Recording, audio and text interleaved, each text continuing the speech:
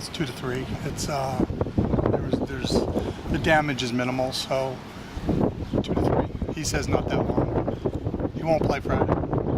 How does that impact the way you run the offense, attack other teams, if at all? Well, Cory Boyd brings qualities that nobody else we have brings. So obviously it alters some of the things you're going to do. But we have other good players here that have to step in. There's no excuses.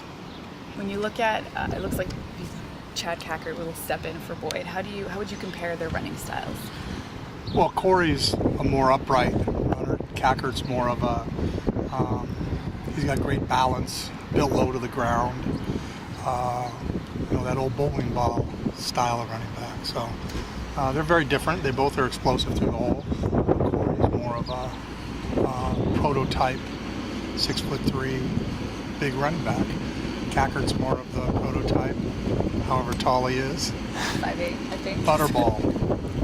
How about when it comes to blocking and the focus that he has to take away from the ball when the ball's not called, when his number isn't called on the plays? How does he compare to Boyd in that respect? Well, I haven't seen him. I saw him in the preseason. In the preseason, he was pretty good. Mm-hmm. Corey's as good as there is when it comes to pass protection. He's a tremendous pass protector. He takes great pride in it.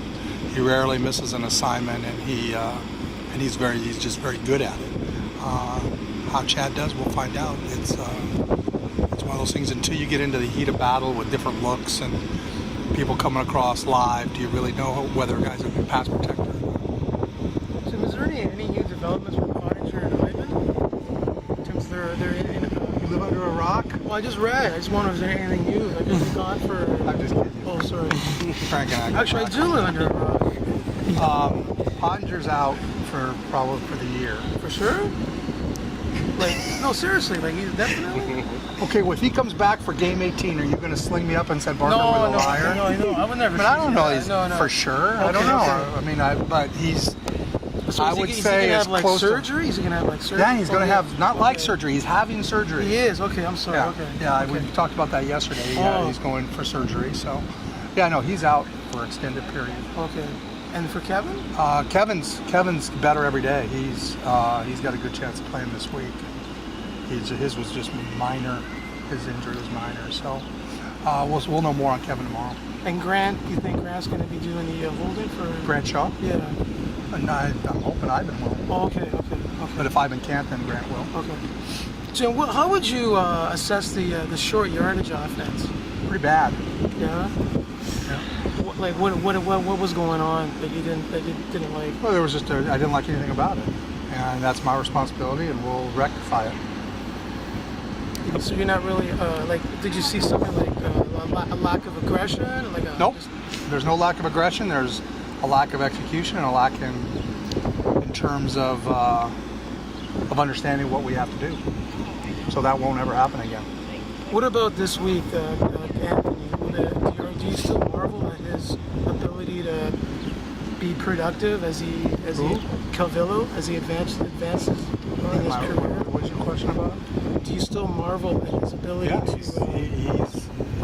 I've been in this league since '96, and we had Doug, and Doug was a great player in this league. But for an extended period of time, Anthony Calvillo is the greatest that's ever played in this league, and he's playing as well now as he ever has. In 2002 was his first year really kind of coming out with Don Matthews and becoming the focal point of the offense, and he's just gotten better and better and better. And he's one of those players that is just you can put him on any team in the league, and that team is going to become the Grey Cup favorite. It's just he's that good.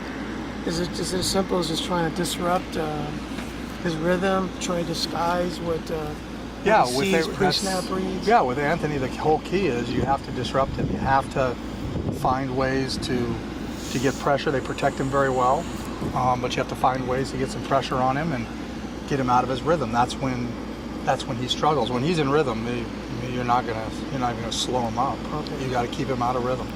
Is Dwayne Wright still on your radar at all? Would you consider bringing him back? Dwayne's on our radar, sure. Yeah, he's our rosters don't allow us to keep everybody here, but he's definitely on our radar as a guy that we potentially could bring back if we need to. We're going to kind of see the extent of Corey's injury and see how Kackert plays. And and Cackert won the job out of training camp. It was a battle between those two, and he won the job, and we're going to see whether we made the right decision or not.